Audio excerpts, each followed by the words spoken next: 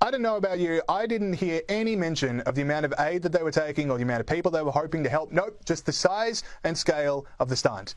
Greta must have quickly remembered why they were saying they were all gathered, because she got back on message. They're bringing food, baby formula and other medical and sanitary products that are needed to sustain everyday life. But the real question is, why is this needed? Why do we need to bring these things? Why is Israel blocking humanitarian aid from coming in? And most importantly, why are they depriving Palestinians the rights and possibilities to produce their own food, for example?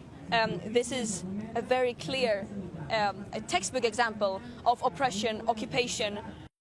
I'm coming across like a broken record now, but this is my point. If this fleet and flotilla was everything it says it is, there would be no but after the details about what aid is on the boats. And certainly, Greta would spend more time talking about the aid than the political backdrop. But that is not what is happening. And by the way, did you see that boat behind her and these boats here? How much aid could these actually carry? It's a theme across a lot of the boats on this flotilla. Have a look at them go as they leave. These boats are about to go on a weeks-long voyage and they are laden with activists. How many of the supplies on these boats are for Palestine and how many are for the privileged activists to make sure they're getting there in comfort?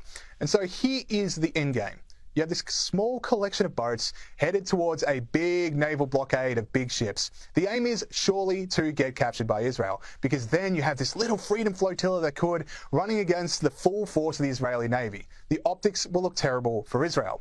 That is the reason the activists can't bring a big boat. It would lessen the image of what they are going for.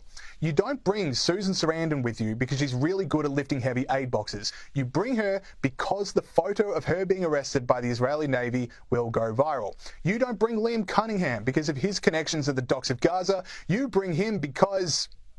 you know what, I don't know why they're bringing Liam Cunningham, but they clearly want a do-over from last time. Sadly, Greta's interception by big bad Israel wasn't quite as dramatic when her punishment was being taken to the airport to fly home.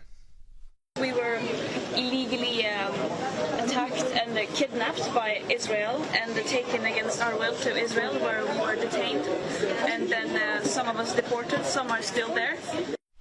Yeah, it's hard to really convey a sense of outrage from an international lounge, but points for trying. So, if I were the IDF, I'd give them what they want.